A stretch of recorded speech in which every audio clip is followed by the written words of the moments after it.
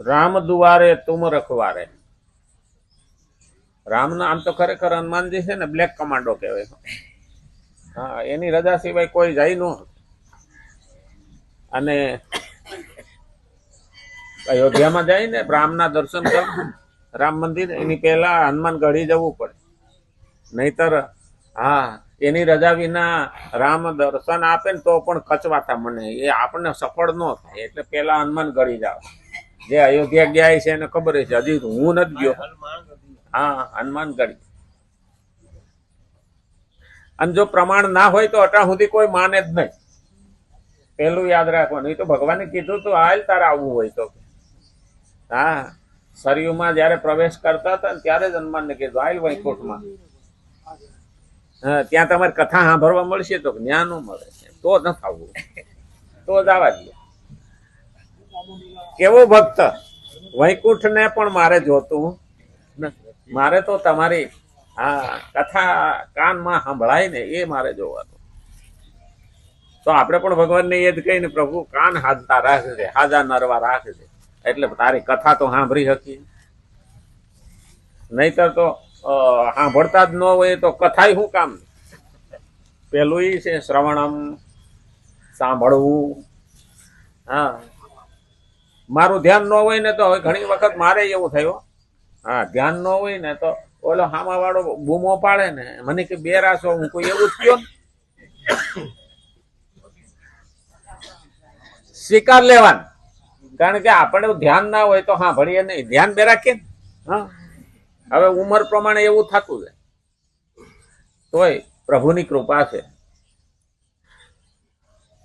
કાલ મને એક સરસ મજાનું હનુમાનજીનું ભજન કાનુભાઈ મોકલ્યું હતું, તો મેં પછી ગ્રુપમાં મૂક્યું. એ શબ્દો ને એ રાગ એટલો ભાવ પૂર્ણ છે ને, મને ગમી ગયું.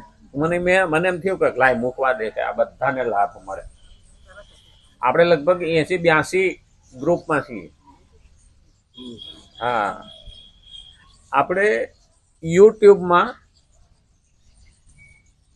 ગીતા સત્સંગ પરિવાર અર્બુદાનગર આપણી ચેનલ છે યુટ્યુબમાં. તો આપણા ગ્રુપમાં છે એટલા તો જોવે તો સબસ્ક્રાઇબ કરો, લાઈક કરો. હજી 21 જણા થયા છે. હા, અને 267 વિડીયો છે અંદર પડ્યા છે યુટ્યુબમાં આપણા. તો સબસ્ક્રાઇબ કરશો તો આપણી ચેનલને કંઈક પ્રોત્સાહન મળશે. તો મારે કહેવું પડે કે આમાં તો ભલે ગ્રુપમાં તો જોતા હો, પણ યુટ્યુબમાં જોઈને સબસ્ક્રાઇબ કરવા. એટલે અત્યાર સુધી મેં કીધું નહોતું, પણ હવે આપણે આપણી ચેનલને બીજા સુધી પહોંચાડવા. કોઈને લાભ મળતો હોય અને ખ્યાલ આવે તો, કારણ કે જોતા હોય પણ સબસ્ક્રાઇબ ના કરે ત્યાં સુધી તો એમાં સંખ્યા વધે નહીં. એટલે આપણે કમાવા હાટું નથી કરતા, પણ કોઈના જીવનનું કલ્યાણ થાય એના માટે તો કરવું જોઈએ. શ્રીમદ ભગવદ્ ગીતા 3જો અધ્યાય 22મો શ્લોક આપણે જોઈએ છીએ. ભગવાન સદૈવ કર્તવ્ય પરાયણ રહે છે. કર્તવ્ય પરાયણ રહેવું જોઈએ. એ ક્યારે આળસ કરતા નથી, કારણ કે પ્રમાદ અને આળસ આપણામાં આવી જશે તો ભગવાનનું કામ થશે નહીં. આમે આપણને આળસ અડાવવા વાળા જાજા હોય. બે ને કે ક્યાં ઉતાવળ છે. હા, એટલે આપણે પાછા તરત બેસી જાય. જેમ કર્ણને શૈલ્ય કહેતા હતા. હા, તારે લડીને શું કરવું, તું તો દાસી પુત્ર સોય. હા, આમ કરીને બાણ જ્યાં ચડાવે ને ત્યાં કર્ણને ઢીલો પાડી દે. આપણી આજુબાજુ એવા શૈલ્ય હોય હો. હા, એટલે આળસ અને પ્રબંધ ઘૂસી જાય. પણ ભગવાન સદૈવ કર્તવ્ય પરાયણ છે, કદી કર્મચ્યુત થતા નથી. ભગવાન કદી કર્મમાંથી ખસતા નથી. ચ્યુત એટલે ખસવું. અચ્યુત આપણે એને કહીએ છીએ કે એ જ્યારે વચન દીધેલું પણ પાળે છે, એ એમાંથી ખસતા નથી. જે નથી ખસતા એને અચ્યુત કહેવાય, જે ખસી જાય એને ચ્યુત કહેવાય. એટલે તો આપણે કહીએ ને અચ્યુતમ કેશવમ માધવમ શ્રીરામ નારાયણ. આ મહત્વનું છે. આથી ભગવત પરાયણ સાધક પણ કદી કર્તવ્ય ચ્યુત નહીં થવું જોઈએ. હવે ભગવત પરાયણ સાધક છે, આપણે સાધકમાં જ આવીએ. હા, હજી આપણે સાધના પૂરી નથી. આપણે ભક્ત તો કરોટ હાથું થઈને, જે વિભક્ત નથી તે ભક્ત, જેનામાં સમજણ આવી ગઈ કે મારાથી ભગવાન દૂર નથી અને દેર નથી, ભગવાન મારી જોડે છે, આ સમજણ આવી એટલે ભક્ત. ભક્તનો અર્થ શું? વિભક્ત નથી. વિભક્ત એટલે અલગ નથી, અને ભક્ત એટલે ભેળો. ભગવાન અને એ બે આત્મા અને પરમાત્મા એક. નર કરે એસી કરણી તો નર કા નારાયણ હોય. તો એ ભક્ત એટલે ભગવાનથી જુદો નથી. હા, આદમ ને કહા કે મેં ખુદા નહીં હું, મગર ખુદા છે જુદા ભી નહીં. આને પણ લખવું પડ્યું, કારણ કે હું ભગવાન નથી, પણ ભગવાનથી જુદો પણ નથી. મારી અંદર 15મા અધ્યાયનો 15મો શ્લોક આપણે હમણાં જ બોલ્યા ને, સર્વસ્ય ચાહમ હૃદય સન્નિવેશ. આ લોકો હૃદય ખોલે ને મને લાગે બાયપાસ કરવા વાળા ગોતતા છે, આમાં ક્યાં બેઠો. હા, મને એક ભાઈ કીધું હતું કે આ તો હૃદય ખોલીએ ને તો અંદરથી કે એક નાનું એવું કે ચણાની દાળ જેવું બટન નીકળે, એના ઉપર હૃદય હાલતું. હું કહું તો એ ભગવાન છે, એ પેસ મેકર કહેવાય છે. હું કોઈ એને બગાડી નાખો તો બસ બહારથી નાખવું પડે. હા, તો એ જે ચલાવે છે હૃદયને, નાના કે ડોક્ટરો કે 80-120 હોય ધબકારા તો તંદુરસ્ત હૃદય છે, પણ એ નક્કી કરનારો કોણ? એ પણ ધ્યાન હોવું જોઈએ ને. એ નક્કી કોણે કર્યું? કારણ કે ભગવાન આ લોકોએ તો ગોઈતું. બાકી તો ભગવાને એટલી શુગર હોય તો તમારું લેવલ બરાબર છે ને, એટલેથી વધારે હોય તો આવી રીતનું થાય. ગોઈતું કોણ? પછી તમારી આટલાથી 75 થી 100 ની વચ્ચે તમારી નાડી હાલતી હોય. માધવ નિદાન આયુર્વેદની અંદર તો ત્યાં સુધી લખ્યું. નાડી જ્ઞાન પહેલા હતું. હા, હવે તો નાડાનું જ્ઞાન નથી.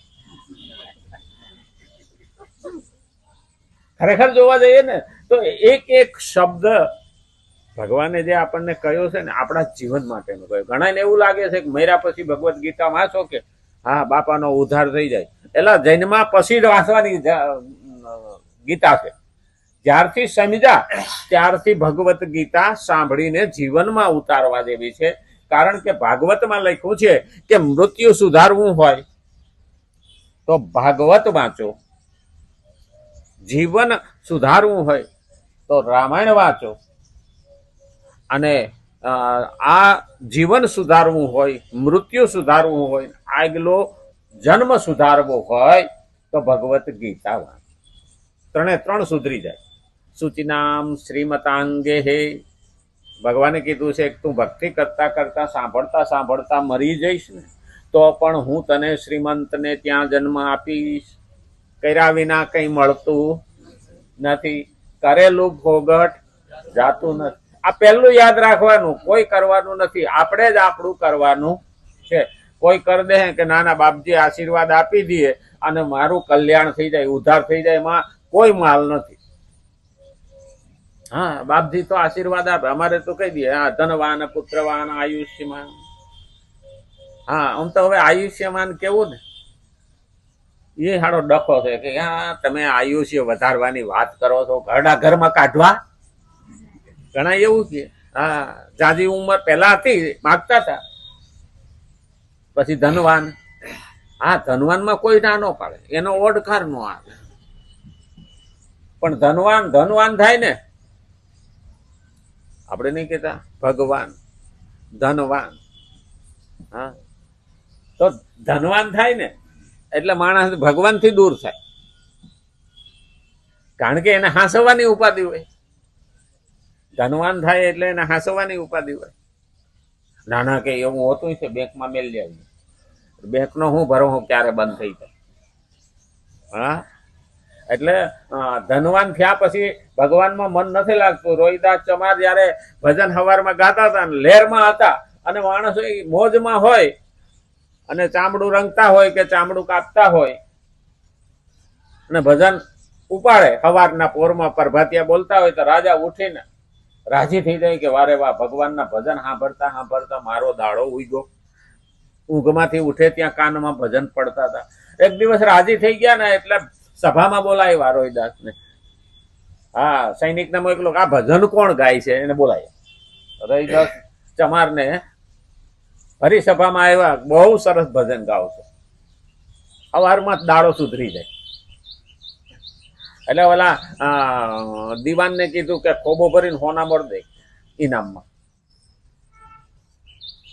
એટલે ખોબો ભરીને હોના મળ દીધો. પેલા તો પાકીટ તો કઈ હતા નહીં, ઓલી કોથળી લુગડા ને રાખતા. હા, તે આમ નાડું ખેંચે ને એટલે પોળી થાય, એ કોથળીમાં નાખ્યા અને નાડું પાછું ખેંચી લીધું એટલે મોઢું ભેગું થઈ ગયું અને ધોતિયાને કમરે ખોહી દીધું. હજી ઘણા અહીંયા સમાજની અંદર બૈરાઓ અને ખિસ્સા હોય ને એ પાછા ચણિયાના બોલા કમરે ખોહી દે. એ ઓઢણીની અંદર ખિસ્સું હોય, એ ખોહી દીધું. ઘેરે આવ્યા એટલે પોતે બે હું કોથળો પાથરતા. આવી બધી ચાદરો બાદરો તો હતી નહીં, અત્યારે ગાલીચા આવ્યા. એ કોથળા ઉપર બેસતા હતા, કોથળા એ લાવીને મૂકી દીધી. હવે ઘરમાં જાય તો ઘરમાં લઈ જાય, બહાર આવે તો બહાર કોથળી લઈને આવે. તેજુરી બેજુરી તો હતી નહીં. અઠવાડિયા સુધી બોલું હાંસવામાં ભજન ભૂલાઈ ગયું.